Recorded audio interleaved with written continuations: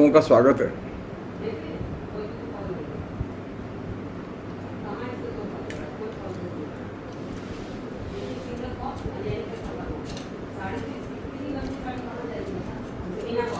Facebook live में आप लोगों का स्वागत है। आज हम लोगों ने बातचीत रखा है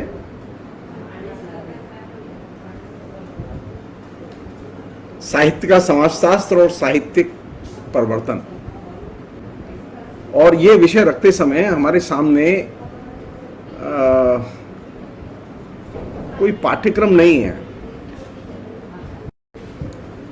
बल्कि हमारे एक दोस्त हैं नरेश गोस्वामी, उनका ये बार बार कहना था कि इस विषय पर जरूर मैं कुछ बोलूं, क्योंकि उन्होंने एक मेरी एमफिल की क्लास का वीडियो देखा जिसमें कि थोड़ी बहुत असुविधा थी उन्हें देखने में। तो ये सोचा गया कि अब मैं वैसी क्लास तो नहीं ले सकता अभी फिलहाल, और न मैं रिपीट करता हूं कभी। तो जो मुझे लगता है वो मैं आपसे शेयर कर रहा हूं। साहित्य के समाजशास्त्र को हिंदी की आलोचना एक तरह से अनटचेबल विषय के तौर पर देखती रही है। हिंदी के जो आलोचक हैं वो साहित्य का समाजशास्त्र पसंद नहीं करते। हिंदी के आलोचकों का जो सारा का सारा दारोमदार है वो इस बात पर टिका हुआ है कि आलोचना होनी चाहिए, व्याख्या होनी चाहिए, साहित्य का समाजशास्त्र नहीं होना चाहिए। दिलचस्प बात बता रहा हूं कि एक जमाने में रामचंद्र शुक्ल की आलोचना की किताब रामविलास शर्मा ने लिखी, और यह किताब लिखते समय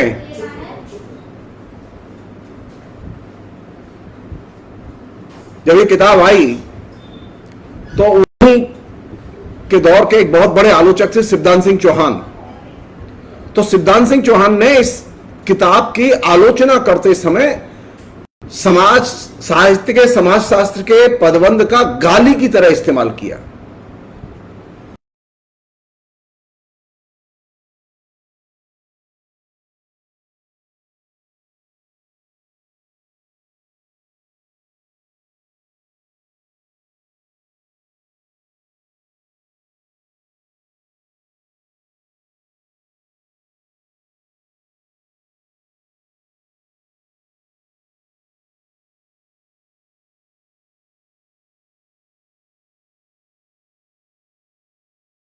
किताब रामविलास शर्मा ने लिखी है वह साहित्य के समाजशास्त्रीय दृष्टिकोण से लिखे, इसलिए साहित्य में एक्सेप्टेबल नहीं है। हिंदी की एक दूसरी दुर्दशा बता रहा हूं मैं आपको। हिंदी में एकमात्र आलोचक हैं प्रोफेसर मैनेजर पांडे, जिन्होंने के बहुत ही महत्वपूर्ण किताब साहित्य के समाजशास्त्र के संदर्भ में लिखी है।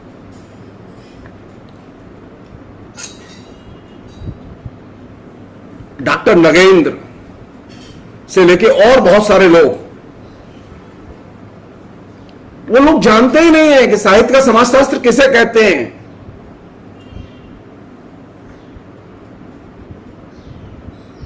आप लाइब्रेरी जाइए, आपको लाइब्रेरी जाने के बाद में पता चलेगा कि हिंदी के अधिकतर जो लेख प्रोफेसर हैं, हिंदी के अधिकतर जो आलोचक हैं, उन्हें यह मालूम ही नहीं है साहित्य का समाजशास्त्र एक अलग किस्म का अनुशासन है।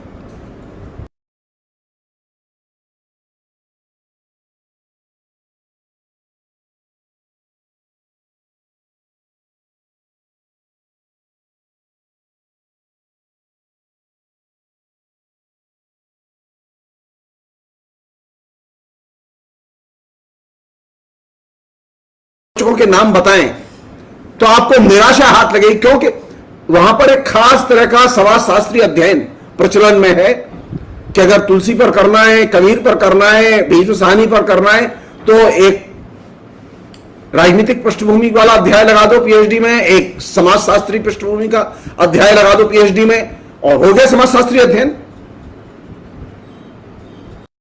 अनुसंधान में राजनीतिक सामाजिक पृष्ठभूमि के अध्याय लगाना समाजशास्त्रीय अध्ययन नहीं कहलाता। लेकिन अब यह बात कहे कौन? क्योंकि सभी यहां दिग्गज हैं और सभी के पास में कम से कम 20-20, 25-25, 15-15 साहित्य के महत्वपूर्ण पुरस्कार हैं।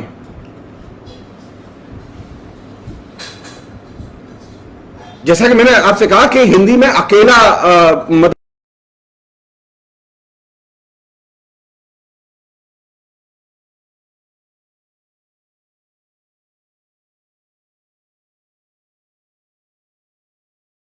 साहित्य का समाजशास्त्र प्रोफेसर नामवर सिंह से भी पढ़ने का मौका मिला है, लेकिन नामवर सिंह जानते हुए भी साहित्य के समाजशास्त्र पर लिखते नहीं थे, अवॉइड करते थे। उन्होंने बहुत कम 1-2 चीज लिखी है। तो जो चीज मैं आपसे शेयर करना चाहता हूं यह कि हिंदी का जो एकेडमिक परिदृश्य है, जिसमें अभी गाजर मूली की तरह प्रोफेसर पैदा हुए हैं, मोदी के जमाने में तो प्रोफेसर का और भी ज्यादा अवमूल्यन हुआ है। यह अवमूल्यन पहले से चला आ रहा था, लेकिन अभी ये जो पीक पर पहुंच गया है। तो साहित्य का समाजशास्त्र एक अलग अनुशासन है और इस अलग अनुशासन के अपने नियम हैं, अपने तरीके हैं, और हमें वे नियम, वे तरीके, वे चीजें हमें जाननी चाहिए कि साहित्य के समाजशास्त्र को कैसे हम देखें।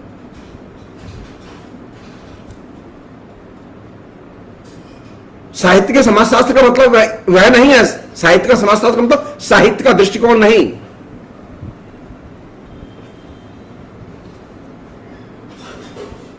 साहित्य के समाजशास्त्र में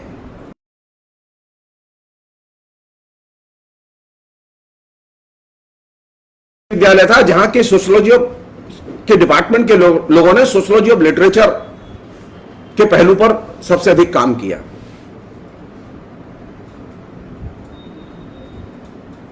अब जब जवाहरलाल नेहरू विश्वविद्यालय खुला और जवाहरलाल नेहरू विश्वविद्यालय में ये सोशियोलॉजी ऑफ लिटरेचर का पर्चा एमफिल के कोर्स में दाखिल किया गया, तो निश्चित तौर पर उससे बहुत मदद मिली विद्यार्थियों को, समझने में मदद मिली। अब मुझे अभी नहीं मालूम कि सोशियोलॉजी ऑफ लिटरेचर का पर्चा जवाहरलाल नेहरू विश्वविद्यालय में पढ़ाया जाता है कि नहीं पढ़ाया जाता है, लेकिन उसका एक बहुत महत्वपूर्ण योगदान था। दूसरा जो महत्वपूर्ण केंद्र था सोशियोलॉजी ऑफ लिटरेचर के अध्ययन का, वो था जादवपुर विश्वविद्यालय। बाकी अधिकतर विश्वविद्यालय सोशियोलॉजी ऑफ लिटरेचर को एक डिसिप्लिन के तौर पर ठीक से देखते ही नहीं थे, जानते भी नहीं थे, आज भी नहीं जानते अधिकतर प्रोफेसर। तो आप समझिए कि हम कितने अभी पीछे हैं।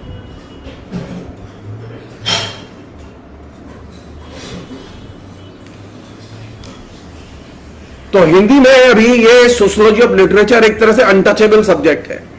हां, किताबें हैं क्योंकि पाठ्यक्रम में लगवानी होती है, लोगों को पाठ्यक्रम में प्रवेश कराना होता है अपनी किताबों का, पाठ्यक्रम के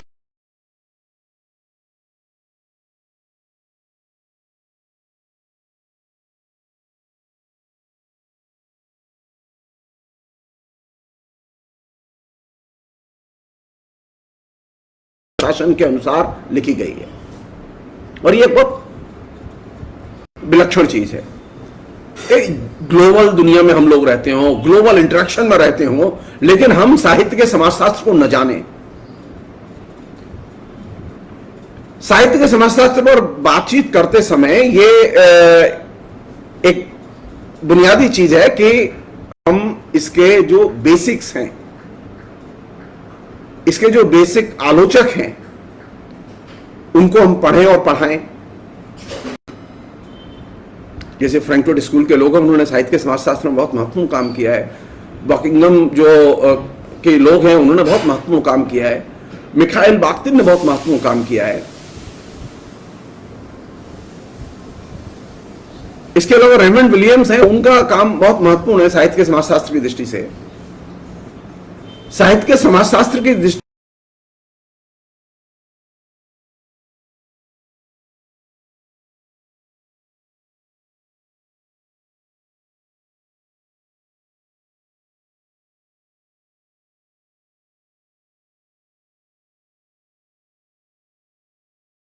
बन जाओ, कोई भी पुरस्कार हासिल कर लो, इसके लिए जरूरी है गुटबाजी करो।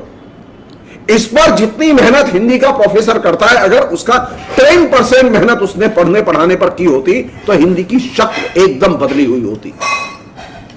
मेरी किसी से व्यक्तिगत कोई रंजिश नहीं है, मैं तो हिंदी के अधिकतर प्रोफेसर को जानता तक नहीं है, मेरी कोई प्रतिस्पर्धा भी नहीं है किसी से।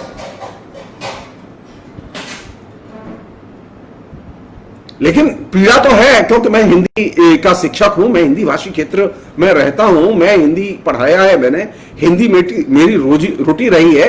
तो मैं जब हिंदी के प्रोफेसरों को अर्जुन सिंह से लेके दिग्विजय सिंह, रमेश पोखरियाल से लेके कृष्ण गोपाल शर्मा के चरणों में बैठे हुए देखता हूं तो मेरा शर्म से सिर झुक जाता है। इन नेताओं के चरणों में बैठ के हिंदी का उत्थान नहीं हो सकता। आप प्रोफेसर बन सकते हैं, आप वाइस चांसलर बन सकते हैं, आप अखबार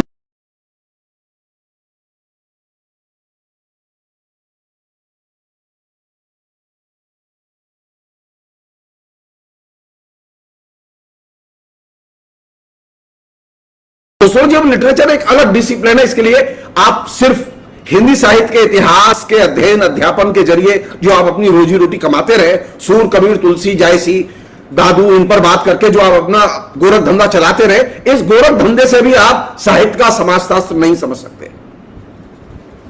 तो हिंदी के सामने तो चुनौती बहुत गहरी है।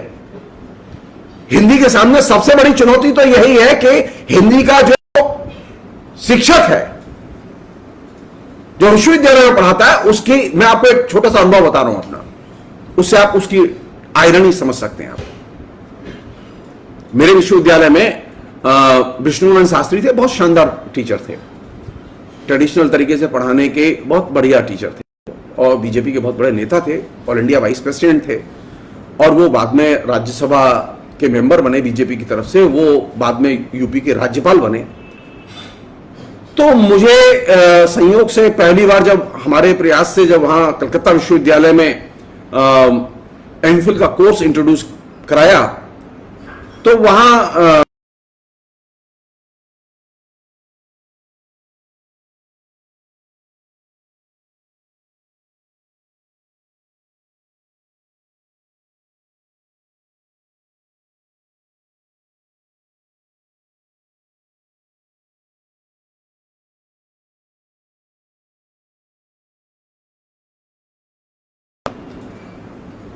तो मैंने ऐसे ही हंस के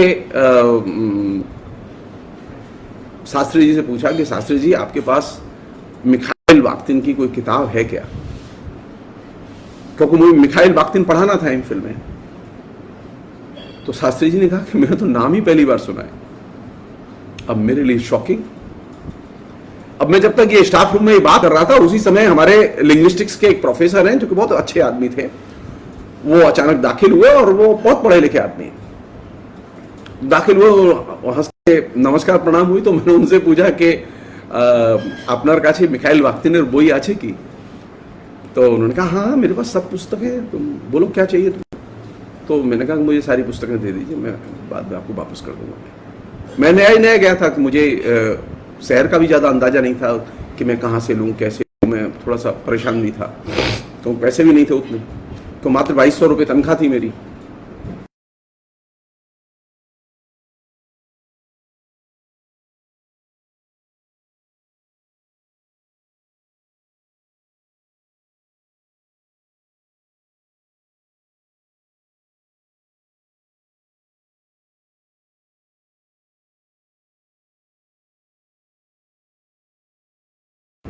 कभी नहीं। विष्णुनंदन शास्त्री विलक्षण टीचर थे, लेकिन वो मिखाइल बाख्तिन का नाम तक नहीं जानते थे, और यही वह जगह थी जहां से मुझे झटका लगा। तो मैं तो जवाहरलाल नेहरू विश्वविद्यालय से पढ़ के गया था, तो मैं ये सोच के चल रहा था कि भाई जो यूनिवर्सिटी में प्रोफेसर होते हैं उनको तो प्रोफेसर को तो जनरली पता रहता है। लेकिन पहली बार मेरी शिक्षा हुई कि नहीं, प्रोफेसर का मतलब ये नहीं है कि प्रोफेसर जानता भी हो, और अभी स्थिति एकदम चरम पर है। तो जब हम साहित्य के बारे में बात करें, साहित्य के समाजशास्त्र के बारे में बात करें, और साहित्य में घट रहे विभिन्न परिवर्तनों को समाजशास्त्री दृष्टिकोण से देखने के बारे में बात करें, तो एक चीज साफ तौर पर समझें कि साहित्य की आलोचना एक अलग डिसिप्लिन है, और साहित्य का समाजशास्त्र अलग डिसिप्लिन है। ये दोनों एक चीज नहीं है। साहित्य का समाजशास्त्र एक स्वतंत्र अनुशासन है, डिसिप्लिन है।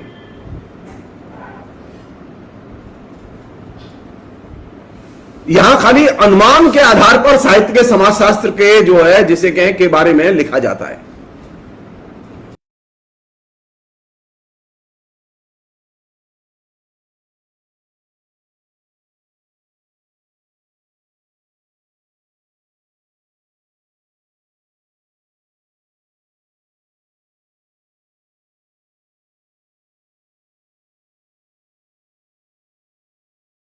साहित्य के समाजशास्त्र का बाकायदा एक सुसंगत अनुशासन के तौर पर विकास किया गया,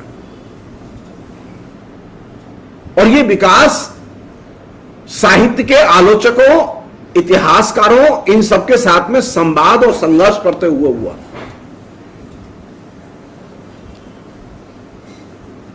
वहां पर भी यह डिबेट है कि साहित्य के समाजशास्त्र को एक स्वतंत्र डिसिप्लिन माने कि न माने, एक स्वतंत्र अनुशासन माने कि न माने, ये वहां पर भी बहस है। अनेक समाजशास्त्री हैं जो कि ये मानते रहे हैं लंबे समय तक कि साहित्य का समाजशास्त्र के एक अनुशासन के अंग के तौर पर साहित्य के समाजशास्त्र को देखना चाहिए। समाजशास्त्र के एक अंग के तौर पर अगर साहित्य के समाजशास्त्र को आप देखेंगे तो आपको बहुत सारी चीजें समझ में नहीं आएंगी।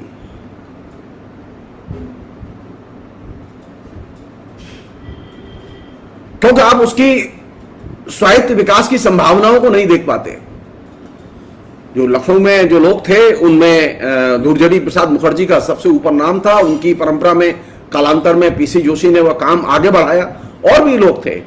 दुर्जड़ी प्रसाद मुखर्जी की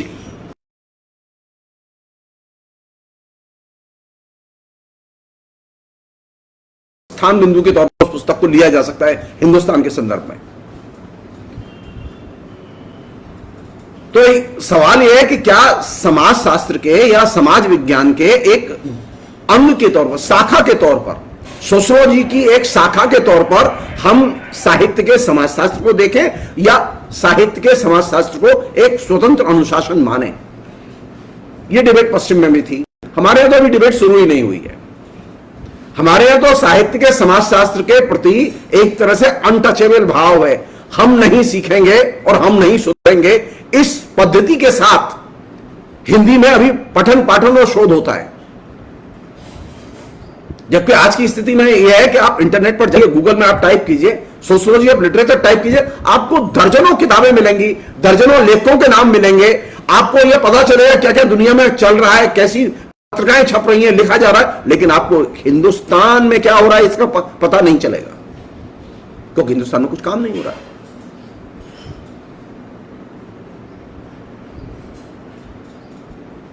मेरा मानना यह है कि साहित्य के समाजशास्त्र को एक स्वतंत्र अनुशासन के तौर पर देखा जाना चाहिए।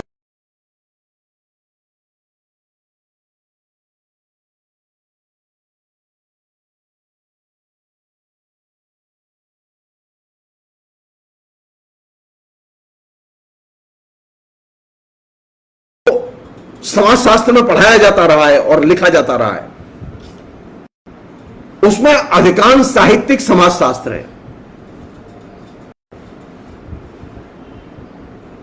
उसका साहित्य के समाजशास्त्र से कोई संबंध नहीं है।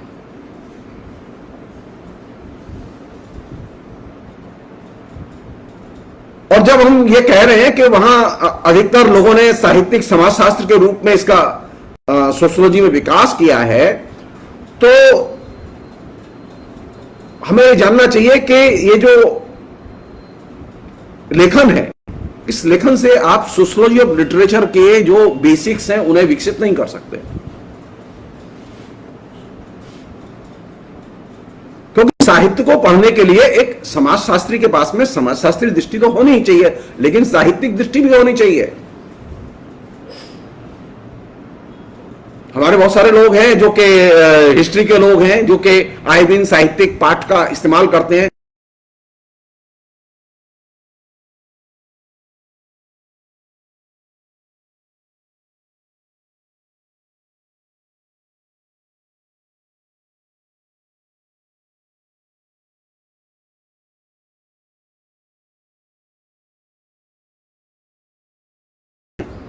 जब इस्तेमाल करते हैं तो वे साहित्यिक दृष्टिकोण का इस्तेमाल नहीं करते, उसमें वे अपने समाजशास्त्री दृष्टिकोण का इस्तेमाल करते हैं, वे अपने समाज वैज्ञानिक दृष्टिकोण का इस्तेमाल करके, उनके लिए साहित्यिक कृति एक डाटा है, वो एक तथ्य है। जबकि वास्तविकता यह साहित्यिक कृति फिक्शन है, कल्पना है, उसमें संवेदनाएं हैं, उसमें और सारे चरित्र हैं जिनके पठन पाठन से बहुत सारी चीजें निकलती हैं, लेकिन वे चरित्रों के मूल्यांकन, संवेदना के मूल्यांकन, अनुभूति के मूल्यांकन, इन सबसे समाज विज्ञानियों का कोई संबंध नहीं है। मेरी नजर में कोई ऐसी अभी किसी समाज विज्ञानी की, भारत समाज विज्ञानी की, एक पीसी जोशी को छोड़कर, एक डीपी मुखर्जी को, धुरजटी प्रसाद मुखर्जी को छोड़कर किसी समाज विज्ञानी की मेरे नजर से कोई कृति नहीं गुजरी जिसमें साहित्यिक दृष्टि और सामाजिक दृष्टि, इन दोनों का सामंजस्य बिठाते हुए साहित्य के समाजशास्त्र का निर्माण किया गया हो।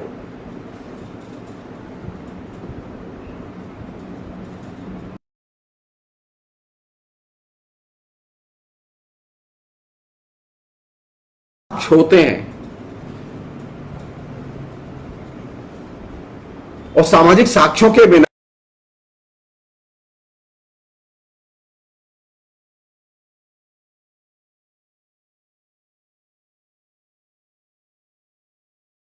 महत्वपूर्ण चीज नहीं है, उससे आगे निकलने की जरूरत है।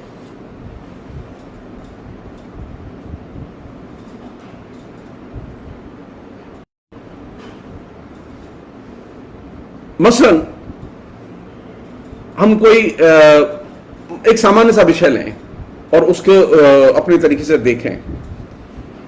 मसलन यही सवाल है, पहले साहित्य के समाजशास्त्र के दृष्टिकोण को जब आप हिंदी में लागू करेंगे तो पहली समस्या यह आएगी, आपकी साहित्य की परिभाषा क्या है? क्या साहित्य की प्रचलित परिभाषा से आप साहित्य के समाजशास्त्र का निर्माण कर सकते हैं? क्या साहित्य की जो प्रचलित परिभाषा है चलन में, क्या वह हमारी साहित्य के समाजशास्त्र के निर्माण में मदद करती है? हमारे यहां जो ट्रेडिशनल जो संस्कृत काव्य शास्त्र है, जिसमें कि काव्य था, नाटक था और दूसरी चीजें थी, वहां एक काव्य की परिभाषा है प्रचलन में। तो वहां जो काव्य की परिभाषा है प्रचलन में, वहां नाटक की परिभाषा है प्रचलन में, क्या उससे साहित्य का समाजशास्त्र बन सकता है? नहीं बन सकता।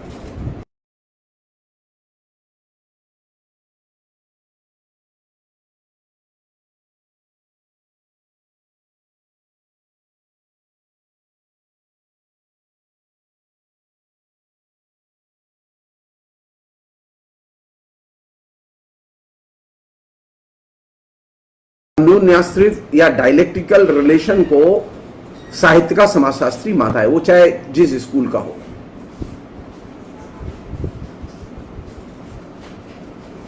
और वो ये भी मानता है कि साहित्यिक विधाओं में कोई भी विधा शाश्वत नहीं, और कोई भी विधा और उसका फॉर्म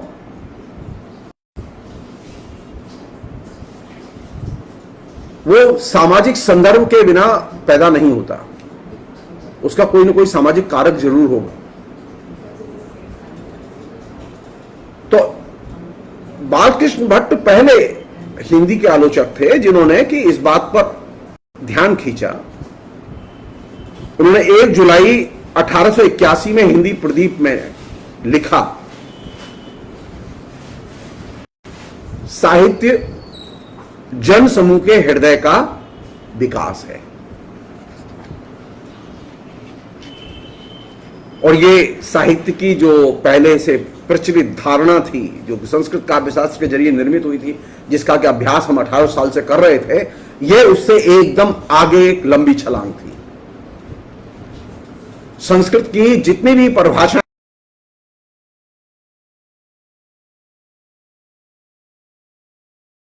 समाज से नहीं जोड़ती। पहली बार बालकृष्ण भट्ट ने हिंदी प्रदीप में जुलाई 1881 में लिखा कि साहित्य जन समूह के हृदय का विकास है। और ये एक बहुत महत्वपूर्ण डिपार्चर था ट्रेडिशनल लिटरेरी क्रिटिसिज्म में। और यहीं से यहीं से आलोचना एक अनुशासन के तौर पर, पहले हमारे यहां काव्य शास्त्र था, आलोचना नहीं थी। यही वो जगह है, यही वो प्रस्थान बिंदु है जहां से कि लिटरेरी क्रिटिसिज्म की शुरुआत होती है, साहित्य आलोचना की शुरुआत होती है। हम थोड़ा से आगे बढ़े, महावीर प्रसाद द्विवेदी के युग में दाखिल हुए, और महावीर प्रसाद द्विवेदी के युग में दाखिल होते समय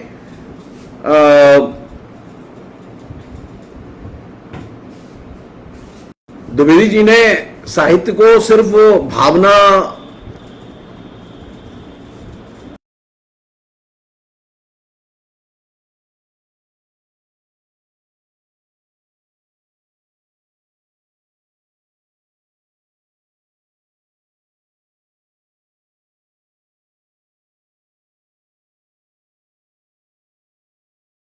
कहा गया, साहित्य जन समूह के हृदय का विकास है, अब इसमें ज्ञान भी जोड़ दिया गया।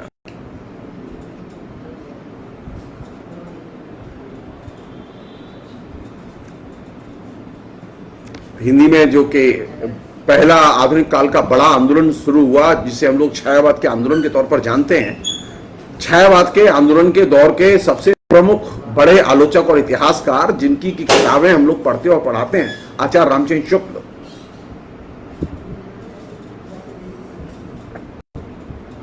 आचार्य रामचंद्र शुक्ल अच्छी तरह से जानते थे कि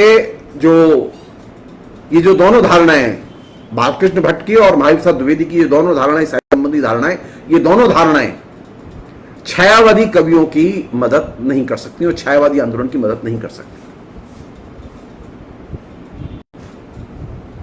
तो उन्होंने छायावादी जो रचनाशीलता थी उसके अनुरूप साहित्य की एक नई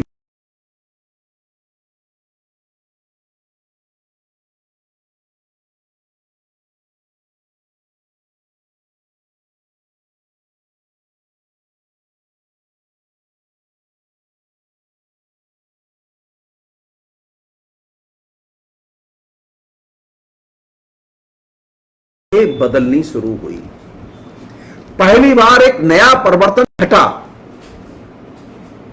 19वीं शताब्दी के पहले तक साहित्य शाश्वत हुआ करता था, साहित्य अपरिवर्तनीय था। साहित्य की जो डेफिनेशन एक बार दे दी गई, वो चलती रही।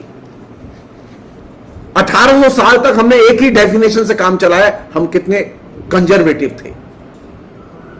लेकिन 19वीं शताब्दी में एक नया परिवर्तन घटा, बालकृष्ण भट्ट ने जिसकी नींव रखी, और वहां से साहित्य की पहली बाधा हमने पार की। और वो बाधा क्या थी? साहित्य शाश्वत होता है, अपरिवर्तनीय होता है। इस बाधा को हमने पार किया और हमने ये चीज अपने अभ्यास में, साहित्यकारों ने, आलोचकों ने अपने अभ्यास में इसको लाने की कोशिश की कि साहित्य परिवर्तनीय होता है। साहित्य में शाश्वत जैसी कोई चीज नहीं होती। और ये बुनियादी डिपार्चर था साहित्य के समाज दृष्टिकोण के लिहाज से।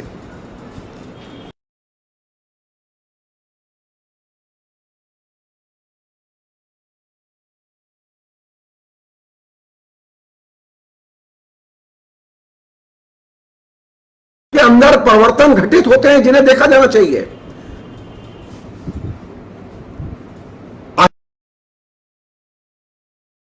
संचित प्रतिबिंब है कहा तो यह धारणा ज्यादा दिन तक नहीं चली।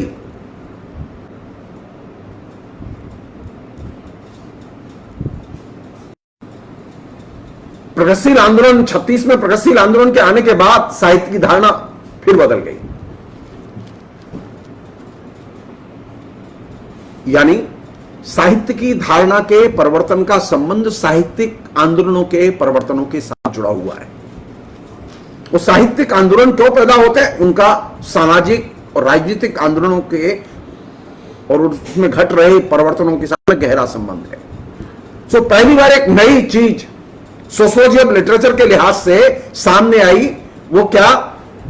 कि साहित्य में परिवर्तन का नियम, साहित्य और आंदोलन के अंतर संबंध का सिद्धांत, साहित्यिक आंदोलन और साहित्य की अवधारणा में परिवर्तन का नियम, ये तीन चीजें हमारे सामने आई और ये तीनों चीजें बहुत महत्वपूर्ण थी।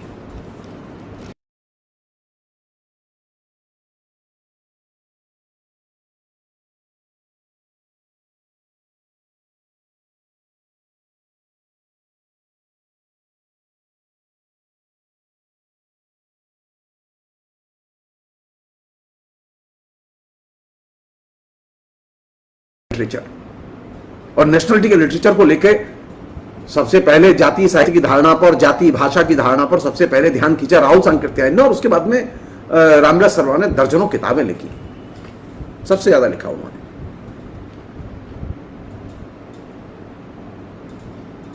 तो चले थे कहां से? काव्य की धारणा से, जिस पर कि हम 1800 वर्ष से काम कर रहे थे, लेकिन 19वीं शताब्दी में जो परिवर्तन घटित होने शुरू हुए, बालकृष्ण भट्ट ने जिसकी नींव डाली, और नींव क्या डाली कि युग के परिवर्तनों और आंदोलनों के साथ में साहित्य की धारणा का गहरा संबंध होता है, और ये सिलसिला जब चल निकला तो इसको समझने में साहित्य का समाजशास्त्र हमारी मदद करता है। साहित्य की आलोचना इसमें मदद नहीं कर पाती।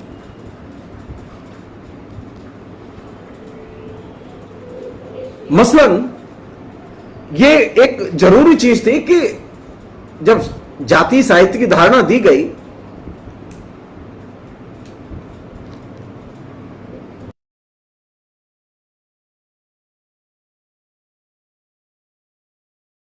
लैंग्वेज भी हो, नेशनलिटी की लैंग्वेज हो, तो इसके लिए जरूरी है कि नेशनलिटी के फॉर्मेशन की संभावनाएं भी हो।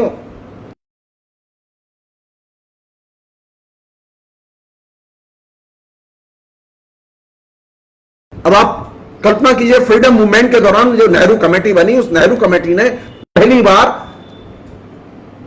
भाषा के आधार पर राज्यों के गठन की बात स्वीकार की। तो फ्रीडम मूवमेंट के साथ में एक गहरा संबंध है नेशनलिटी की लैंग्वेज, नेशनलिटी के लिटरेचर, उसके विकास का। तो जातीय भाषा पर, जातीय साहित्य पर बात करेंगे तो कहां नजर जाएगी? स्वाधीनता आंदोलन पर। अब तक साहित्य के अध्ययन और पठन पाठन में हमारी नजर आंदोलन पर नहीं जाती थी। साहित्य था, साहित्य की अंतर वस्तु थी, साहित्य के फॉर्म थे, इन पर ही हम सोचते थे, इससे ज्यादा हम लोग नहीं सोचते थे। और जब हम जातीय साहित्य, जातीय भाषा, इन पर बात करेंगे तो हम नेशनलिटी के फॉर्मेशन की प्रक्रिया पर भी बात करेंगे।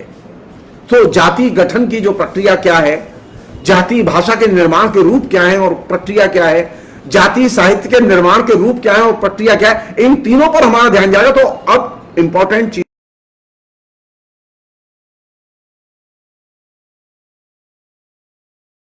जिसे हम लोग नेशन कहते हैं, जातीयता जिसे हम लोग नेशनलिटी कहते हैं, जातीय साहित्य और जातीय भाषा, ये सारी चीजें मिलके एक नए साहित्य,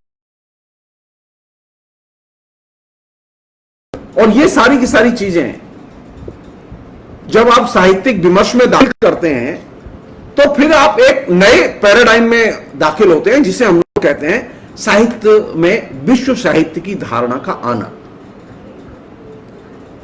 तो एक तरफ हमारे यहां साहित्य से हम लोग आगे गए, जातीय साहित्य, जातीय भाषा, जातीयता के निर्माण की प्रक्रिया में दाखिल हुए, और वहीं साथ साथ हमारे साहित्य के क्षेत्र में विश्व साहित्य की धारणा का प्रवेश होता है। और सब लोग जानते हैं कि विश्व साहित्य की धारणा के निर्माण में, विश्व में अपने साहित्य को विभिन्न भाषाओं में स्वीकृति अर्जित करने में कई भारतीय लेखकों की बहुत बड़ी भूमिका थी। इसमें रवींद्रनाथ टैगोर थे, उसमें फैज अहमद फैज थे, उसमें अल्लामा इकबाल थे, और भी बहुत सारे लोग हैं। तो अब हम कहां दाखिल हो रहे हैं? अब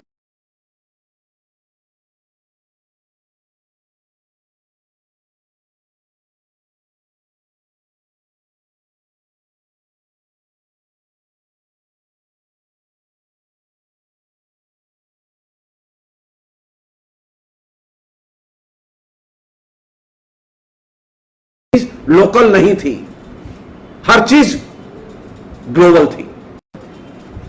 लेखक के पास में अपना दृष्टिकोण तो था ही, लेकिन लेखक के निजी दृष्टिकोण से भी ज्यादा महत्वपूर्ण था उसका विश्व दृष्टिकोण।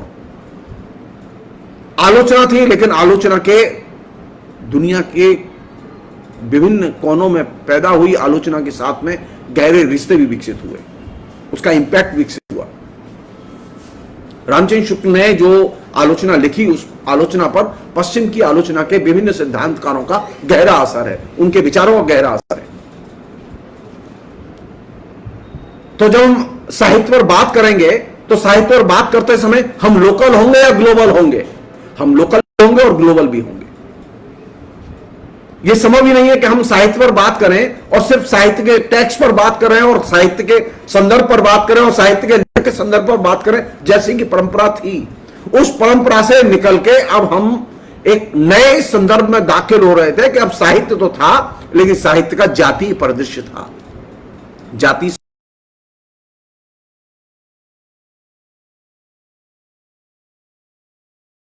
और साहित्य की जातीय भाषा और जातीय परंपरा का अंतरराष्ट्रीय स्तर पर जो प्रक्रियाएं साहित्य में घटित हो रही थी उनसे गहरा संबंध था। मैं सिर्फ एक उदाहरण ले रहा हूं जिससे कि आप इस चीज को समझ सकते हैं। प्रगति गठन वो सिर्फ भारतीय दिमाग की उपज नहीं था। सब लोग जानते हैं अंतरराष्ट्रीय स्तर पर जो फासीवाद पैदा हुआ, उस फासीवाद का प्रतिवाद करने के लिए विश्व स्तर के संस्कृति कर्मियों, लेखकों ने जो एकजुटता प्रदर्शित की और अपना सम्मेलन किया, उस सम्मेलन के आह्वान की प्रक्रिया में प्रगतिशील लेखक संघ का जन्म हुआ।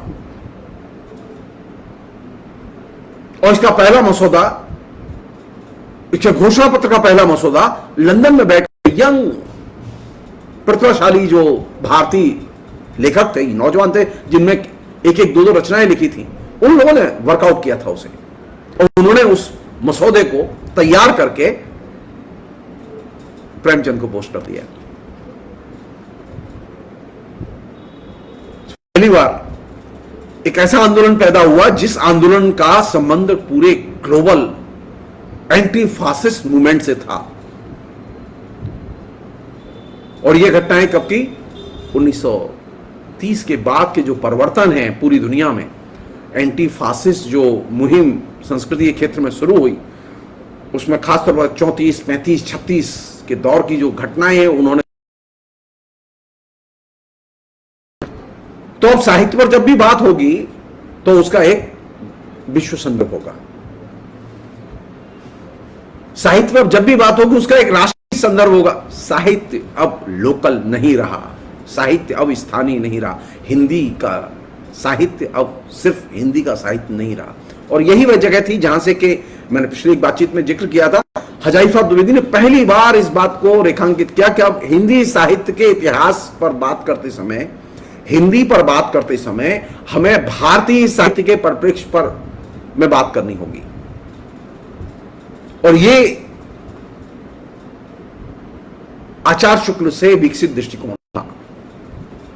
और जब तक हम प्रगतिशील लेखक संघ और उसके आंदोलन के साथ दाखिल होते हैं तो फिर दुनिया भर की और चीजें भी सामने आती हैं। तो पहली चीज ये कि आपकी जो साहित्य की धारणा थी वो साहित्य की शाश्वत धारणा थी। उस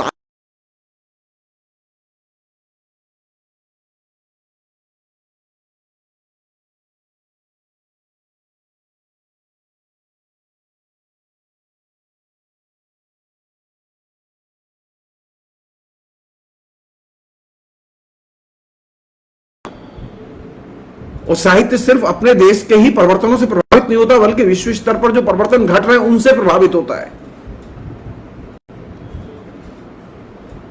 सब लोग जानते हैं इस बात को, इसमें कोई अब डिस्प्यूट नहीं है कि 1917 के अक्टूबर रेवोल्यूशन ने भारतीय साहित्य को बहुत दूर तक प्रभावित किया। उसमें बांग्ला के लेखक भी शामिल थे, उसमें हिंदी के लेखक भी शामिल थे, उसमें तमिल के लेखक भी शामिल थे। क्रांति हुई सोवियत संघ में, लेकिन प्रभावित सारी दुनिया हुई, क्योंकि जो नई जो दुनिया है जिसे हम लोग पूंजीवादी दुनिया कहते हैं, पूंजीवादी दुनिया की विशेषता यह है कि यहां कोई भी चीज लोकल लेवल पर घटित सिर्फ नहीं होती, बल्कि हर चीज का अपना एक लोकल सिरा है तो दूसरा सिरा इसका ग्लोबल है, अंतरराष्ट्रीय है। भूमंडलीकरण का जो 1990-91 के बाद फेज शुरू हुआ है, यहां से सारी चीजें शुरू नहीं होती ग्लोबलाइजेशन की, बल्कि यह कहना जरूरी है कि साहित्य की एक दृष्टि, वह जो लेखक की स्थानीय होती है, जातीय होती है, वही उसके साथ में उसकी विश्व दृष्टि का भी गहरा संबंध है। तो साहित्य, जातीय साहित्य और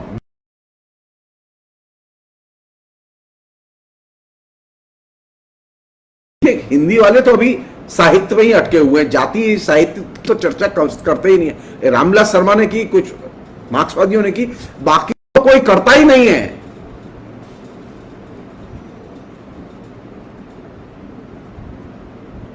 और विश्व साहित्य तो बहुत दूर की बात है।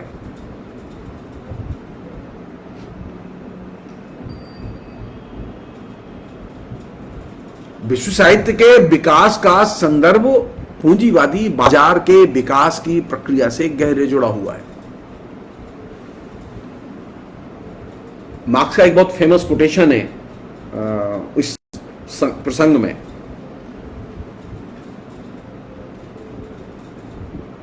जिससे कि आप विश्व साहित्य के विकास की प्रक्रिया और पूंजीवादी बाजार के विकास की प्रक्रिया को समझ सकते हैं।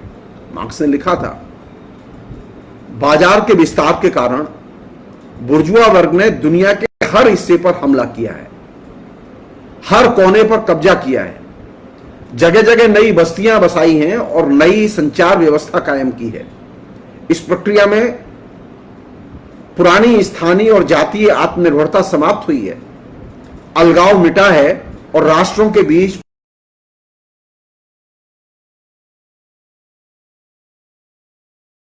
और विशिष्टता को बनाए रखना कठिन होता जा रहा है। तरह तरह के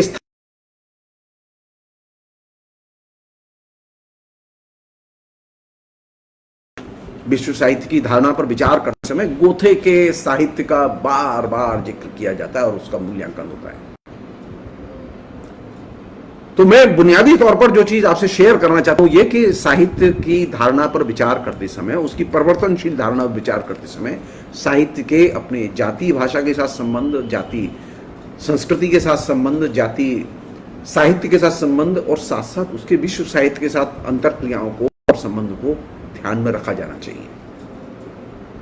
दूसरी एक चीज और है जिसको कि कायदे से समझा जाना चाहिए, वो ये कि साहित्य की जो परिवर्तनशील धारणा, इस परिवर्तनशील धारणा के निर्माण में दो चीजों की बहुत महत्वपूर्ण भूमिका है। एक है ट्रांसपोर्टेशन, मॉडर्न ट्रांसपोर्टेशन, और एक है मॉडर्न कम्युनिकेशन।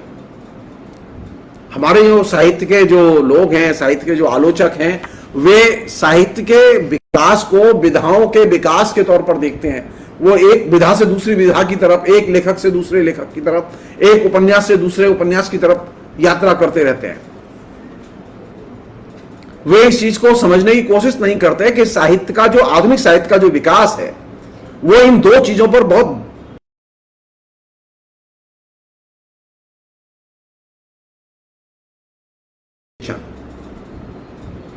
और ट्रांसपोर्टेशन।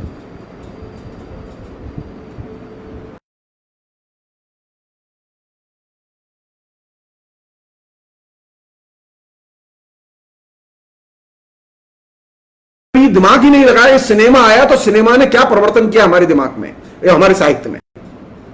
हम ये सोचने को अभी समय ही नहीं निकाल पाए हैं कि छापे की मशीन के आने के बाद में साहित्य में किस तरह के परिवर्तन घटे। स्वीपिंग स्टेटमेंट है, कोई रिसर्च नहीं है। तो हमारे यहां जो कम्युनिकेशन की जो विभिन्न जो रूप रहे हैं, मीडियम रहे हैं, रेडियो है, टेलीविजन है, अखबार है, फिल्म है, हम तो इसे अभी साहित्य के विकास के साथ जोड़कर ही नहीं देखते। इनमें जो छपी हुई सामग्री है उसे साहित्य के तौर पर देखते ही नहीं है। हम तो किताब में जो छपी हुई साहित्यिक कृति है उसे ही साहित्य मानते हैं। कुछ थोड़ी बहुत कसरत की थी जिसमें कि भारतेंदु युग के साहित्य को और उनकी पत्र पत्रिकाओं के साहित्य को शामिल कर लिया, लेकिन जब बाद में जो रेला चला साहित्य का, उसने साहित्य की जो प्रचलित धारणाएं थी और मान्यताएं थी उनको ध्वस्त कर दिया।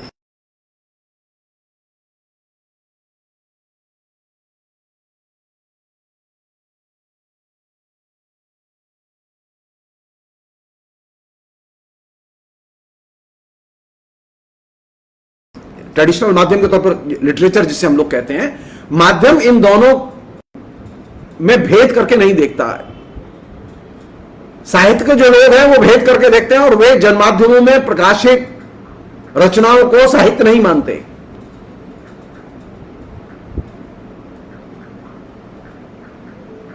तो साहित्य के समाजशास्त्र का नजरिया विकसित करने के लिए ये जो जनमाध्यमों में प्रकाशित साहित्य और ट्रेडिशनल माध्यमों में, ट्रेडिशनल माध्यम मतलब किताब है, कहानी है, उपन्यास है, नाटक है, ये जो ट्रेडिशनल विधा रूप है, इसमें प्रकाशित जो रचनाएं हैं इसे वो साहित्य मानते हैं। तो साहित्य के समाजशास्त्र में दाखिल होने का मतलब यह कि ये जो क्लासिफिकेशन जो प्रचलन में है, इस क्लासिफिकेशन को ध्वस्त किया जाए, अस्वीकार किया जाए।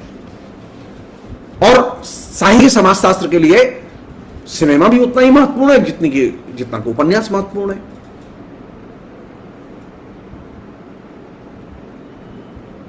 किताब जितनी महत्वपूर्ण है उतना ही रेडियो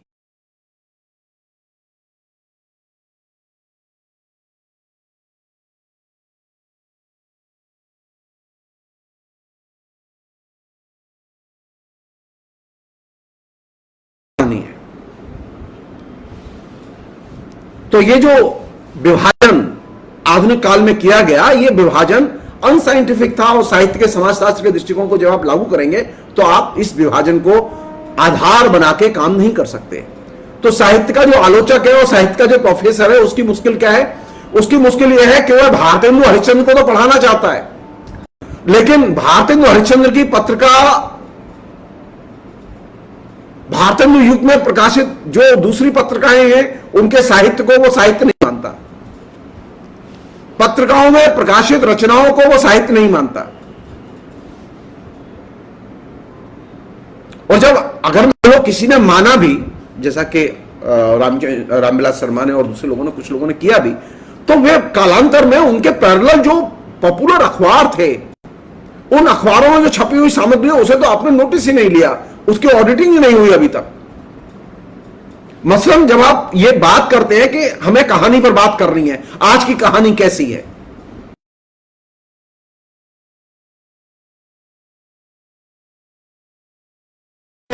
या वे कहानीकार जो साहित्यिक पत्रिकाओं में छप रही हैं जिनकी कहानियां वे आपके दिमाग में होती, आपके दिमाग में यह तो होता ही नहीं है कि दैनिक अखबार में जो वीकली कहानी छपती है,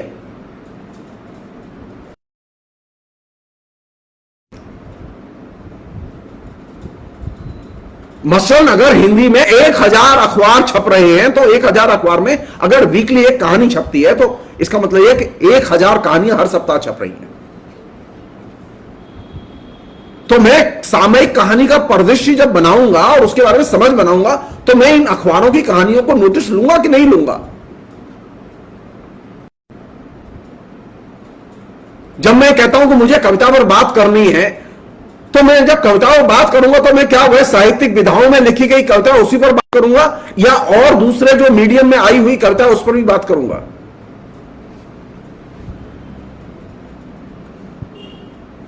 आप बात देखिए लोगों से, आप कहिए लोगों से,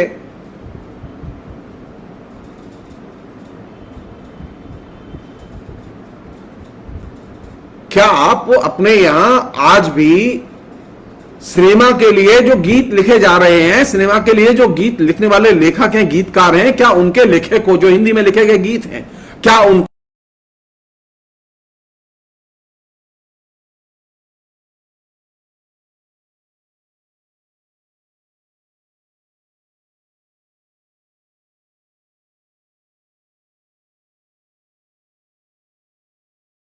को जो प्रचलन में है इस वर्गीकरण को नहीं मानता?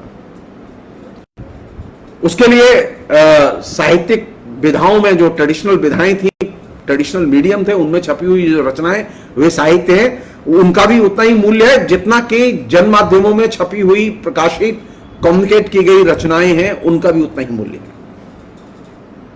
तो साहित्य की नई धारणा बनाते समय आपको ये जो पहले से फिक्स जो समझ है उस समझ को आपको बदलना होगा। अब प्रेमचंद भी जितने महत्वपूर्ण है उतना ही महत्वपूर्ण देवीनंदन खत्री भी है। देवकीनंदन खत्री के अलावा और भी बहुत सारे लोग हैं जो पॉपुलर लेखक हैं, आप भीष्म सानी के उपन्यासों को बहुत महत्वपूर्ण माने, गुलशन क्यों नहीं महत्वपूर्ण मानते? आप भीष्म सानी के उपन्यासों के जरिए, तमस के जरिए आप भारत को देखना चाहते हैं, लेकिन आप गुरुदत्त को नहीं देखेंगे तो आपको उस सांप्रदायिक प्रोपेगेंडा का पता ही नहीं चलेगा जिसने हिंदुस्तान को पूरी तरह से विभाजित कर दिया है। गुरुदत्त ने 8 उपन्यास लिखे हैं भारत विभाजन पर, और बहुत ही जहरीले उपन्यास लिखे हैं, लेकिन आप तो डिबेट नहीं करना चाहते उसके बारे में। आप आरएसएस पे बात करना चाहते हैं, लेकिन आप गुरुदत्त पे बात नहीं करना चाहते। तो आप गुरुदत्त पे जब तक बात नहीं करेंगे, आप उसको पकड़ नहीं पाएंगे।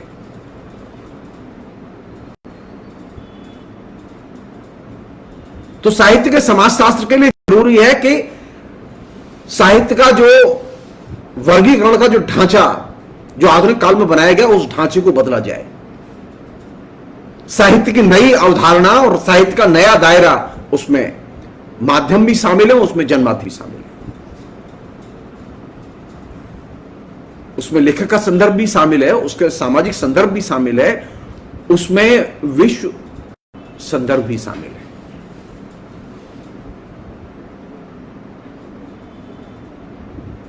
आखिरी 1-2 बात और, इस पर और भी बात करेंगे हम लोग बाद में, क्योंकि अभी सिलसिला शुरू किया है तो अब चलेगा ही है। वो ये कि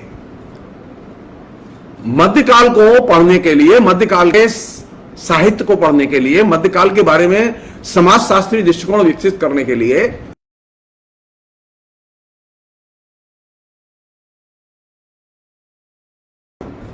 अरबी फारसी भी आनी चाहिए। सिर्फ जन्म भाषा के साहित्य के जरिए आप मध्यकाल नहीं पढ़ सकते।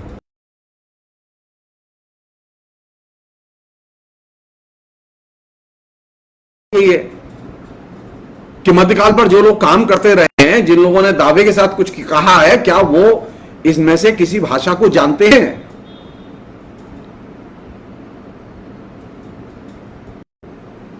आधुनिक काल में सोशियोलॉजी ऑफ लिटरेचर का दृष्टिकोण विकसित करने के लिए आपके पास में जिस समाज में आप रह रहे हैं, उस समाज की गहरी समझ होनी बेहद जरूरी है, और ये बिना मार्क्सवाद के ज्ञान के संभव नहीं है। बात अच्छी लगे या बुरी लगे, आप मार्क्सवादी हो या ना हो, लेकिन मार्क्सवाद के बिना आप आधुनिक समाज के विकास के नियम और प्रक्रियाओं को आप जान ही नहीं सकते। तो मध्यकाल को पढ़ना है तो अरबी फारसी जाननी जरूरी है। यह कहने से काम नहीं चलेगा वो मुसलमानों की भाषा थी, यह कहने से काम नहीं चलेगा संस्कृत तो पंडितों की भाषा थी, हम तो नहीं पढ़ेंगे, हम तो सिर्फ अंग्रेजी में पढ़ के आप मध्यकाल नहीं समझ सकते। अंग्रेजी में पढ़ के और ट्रांसलेशन में पढ़ के आप मध्यकाल अगर समझेंगे तो आपकी दुर्गत ज्यादा होगी। हमारे बहुत सारे जो प्रोग्रेसिव हिस्टोरियंस हैं, उनकी दुर्गत उनकी रचनाओं में भरी पड़ी है।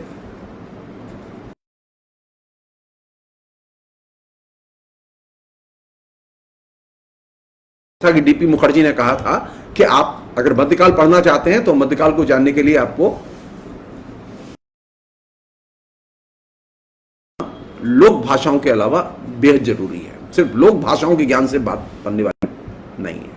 और अभी स्थिति क्या है? अभी तो स्थिति यह है कि अब तो लोक भाषाएं भी हमारे साहित्य के विभागों से बहिष्कृत कर दी गई हैं। तो अब आप कबीर को पढ़ने के लिए आप भोजपुरी तो जानते नहीं है, आप सूरदास को पढ़ने के लिए आप ब्रजभाषा जानते नहीं है, आपकी ब्रजभाषा या भोजपुरी के अध्ययन अध्यापन की व्यवस्था नहीं है।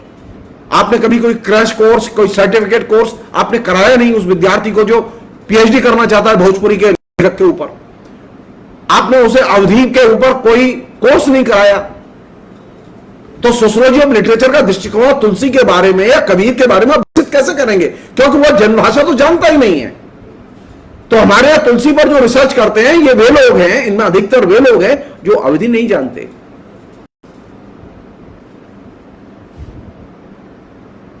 तो दिक्कत रहेगी। तो सोशियोलॉजी ऑफ लिटरेचर के लिए जरूरी है कि आप जिस भाषा में काम करते हैं उस भाषा को जानें,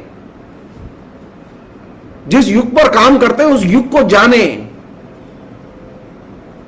और हमारे यहां भारत को जानने की तो फुर्सत ही नहीं किसी को, हिंदी भाषी क्षेत्र को जानने की फुर्सत नहीं किसी को। हां, मंत्री का जानने की फुर्सत है, लेकिन उसे ये फुर्सत नहीं है। मैं एक छोटा सा उदाहरण दे रहा हूं। दिल्ली अड्डा है लेखकों का और प्रोफेसरों का।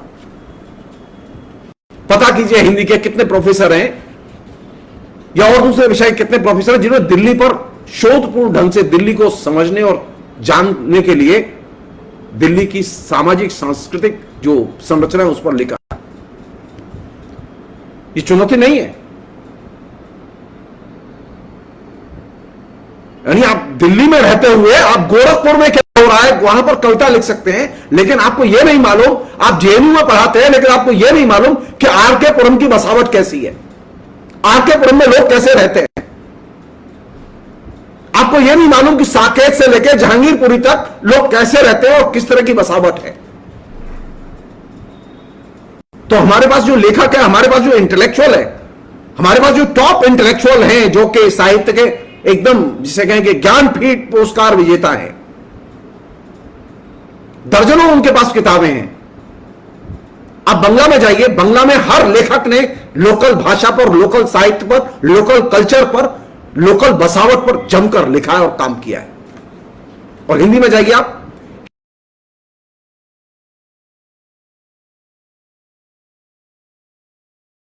डेप्थ नॉलेज आपको मिलेगी नहीं, लेकिन वो 30 मार्क आए, वो सारे उन्हें पुरस्कार मिल चुके हैं।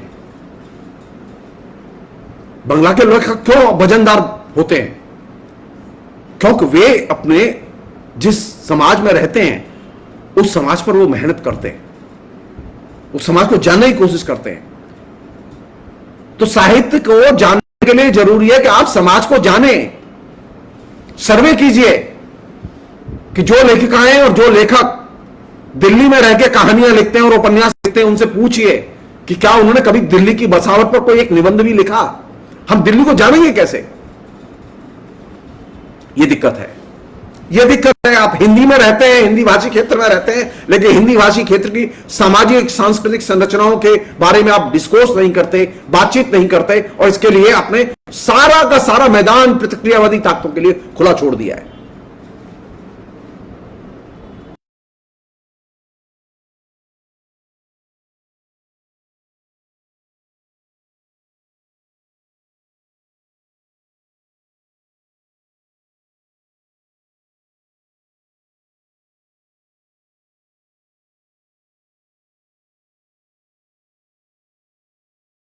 सरवण कम से कम 2 वॉल्यूम में हिंदी भाषी प्रदेश की संस्कृति और उसके पूरे के पूरे परिदृश्य को लिखा तो है। हमारे तो लिखने की कोई कोशिश ही नहीं करता, कोई जहमत ही नहीं उठाता, गैर जरूरी काम समझते हैं। दिल्ली विश्वविद्यालय में जो प्रोफेसर पढ़ाते हैं उन प्रोफेसरों से पूछा जाना चाहिए कि दिल्ली विश्वविद्यालय में जो विद्यार्थी पढ़ने आते हैं उन विद्यार्थियों के भी सामाजिक चरित्र के बारे में कभी कोई स्टडी की उन्होंने?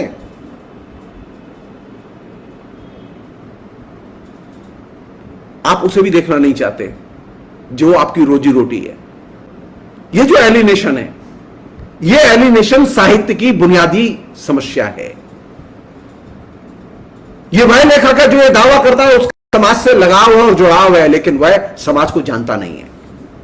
वो दावे करता है लेकिन समाज को एक्चुअली जानता होता तो लिखता, वो जानता नहीं है।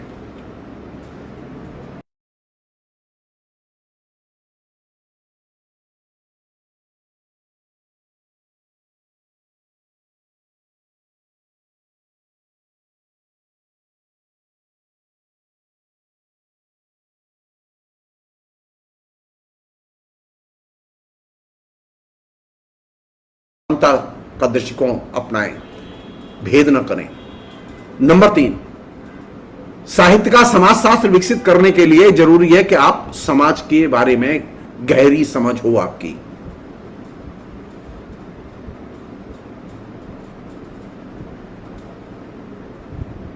आप तो समाज के बारे में लिखना ही नहीं चाहते और लिखते ही नाराज हो जाते हैं आप कि आपने ऐसा क्यों लिखा। क्यों नहीं लिखेंगे? पूछा नहीं जाना चाहिए, यह सवाल उठता ही है। हिंदी के इंटेलेक्चुअल से यह सवाल किया ही जाना चाहिए, हिंदी भाषी क्षेत्र के इंटेलेक्चुअल से सवाल किया जाना चाहिए कि क्या बाल विवाह और दहेज प्रथा ये समस्याएं हैं कि नहीं है? अगर ये समस्याएं हैं तो क्या आपकी कलम इनके बारे में कभी उन पीड़ितों तक पहुंचती है? आप जानने की कोशिश करते हैं क्यों हो रही हैं ये चीजें? अगर आपने इसे खोला होता, समझा होता, लिखा होता, प्रतिवाद किया होता तो स्थिति कुछ और होती। तो आप तो प्रतिवाद ही नहीं करते, लेकिन आपके पास सारी पुरस्कार हैं।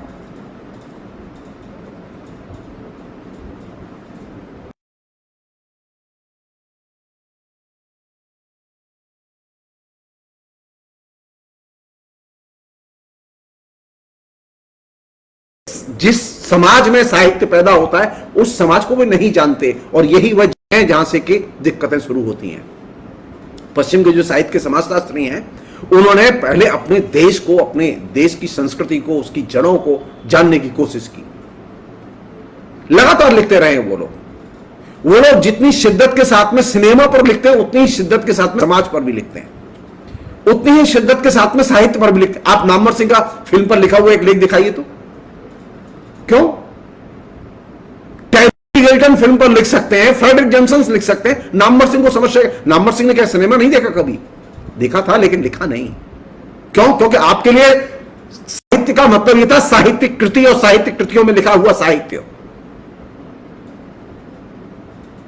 जनमाध्यमों में प्रकाशित रचनाएं आपका विषय रही नहीं, तो आपको जरूरत भी महसूस नहीं हुई। मैंने एक बार उनसे पूछा था, उनका एक लेख है जो उनकी रचनाओं में कहीं आया नहीं है, लेकिन उस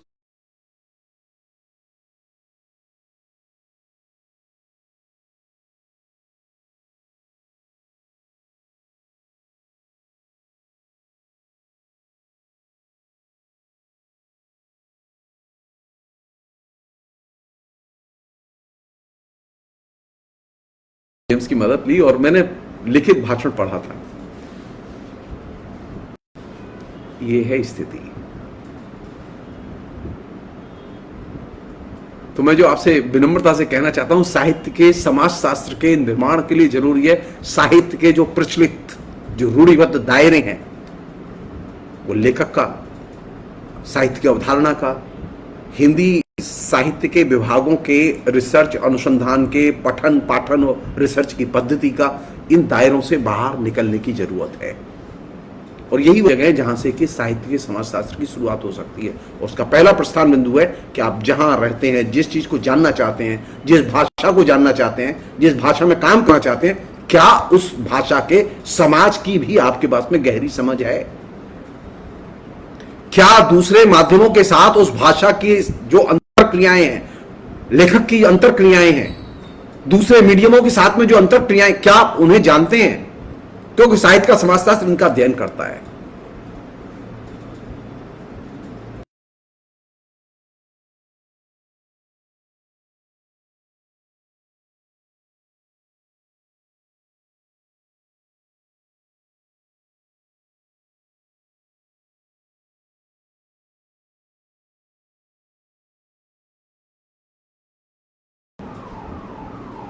प्रेमचंद की दर्जनों कहानियां हैं जो कि कैमरे से प्रभावित हैं। जब कहानियों में लेखक डिस्क्रिप्शन में जाता है, विवरण में जाता है, ब्यौरे धीरे धीरे बिल्कुल एकदम पेश करता है एक एक करके, तो वो एक तरह से कैमरे के प्रभाव से वह यह काम कर रहा होता है जो कि पहले वो नहीं करता था। आपने कैमरे की भूमिका को कभी समझा ही नहीं, क्योंकि आपके लिए फिल्म मीडियम एक जरूरी मीडियम नहीं था। तो साहित्य का जो समाजशास्त्र है वो उसके लिए रेडियो हो, टेलीविजन हो, फिल्म हो, ये तमाम माध्यम उसके लिए महत्वपूर्ण हैं। इनके साथ में साहित्य की अंतर क्रियाएं, एक दूसरे के बीच में प्रभाव का आदान प्रदान महत्वपूर्ण है। ये महत्वपूर्ण तब मानेंगे जब आप साहित्य देखेंगे। आप करते क्या हैं? आप टीवी देखने वाले को घटिया मानते हैं, आप किताब पढ़ने वाले को अच्छा मानते हैं। अच्छा बताइए, आप टीवी नहीं देखेंगे, सिनेमा नहीं देखेंगे, तो आप ये जान कैसे पाएंगे कि साहित्य पर जनमाध्यमों का क्या असर पड़ रहा है?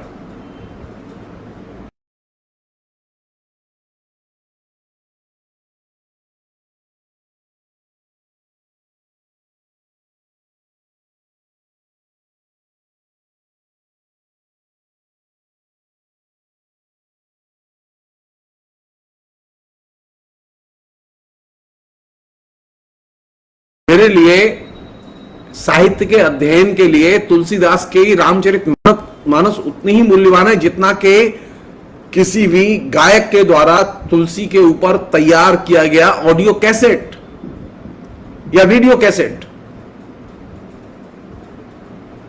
मैं ये नहीं कह सकता कि नहीं वीडियो कैसेट उतना महत्वपूर्ण नहीं है, रामचरितमानस गीता पर गोरखपुर में छापी वो महत्वपूर्ण है, नहीं। माध्यमों के अंतर क्रियाएं, माध्यमों के एक दूसरे के ऊपर इंपैक्ट, इनका अध्ययन अध्यापन करना साहित्य के समाजशास्त्र का लक्ष्य है। अभी इस दायरे में तो अभी हम लोग दाखिल ही नहीं हुए। अभी तो हम कहानी में व्यस्त हैं, कविता में व्यस्त हैं, उपन्यास में व्यस्त हैं और उसी में खुश हैं। हमने कभी इसके गंभीरता से पड़ताल भी नहीं की क्या हमारी कविता, कहानी, उपन्यास जो है वो ठीक से उस नए आधुनिक पैराडाइम के अनुरूप लिखी भी जा रही है कि नहीं लिखी जा रही है। क्योंकि साहित्य के समाजशास्त्र में दाखिल नहीं होना चाहते, उसके नए आलोचकों को केंद्र में नहीं लाना चाहते, उन पर चर्चा नहीं करना चाहते।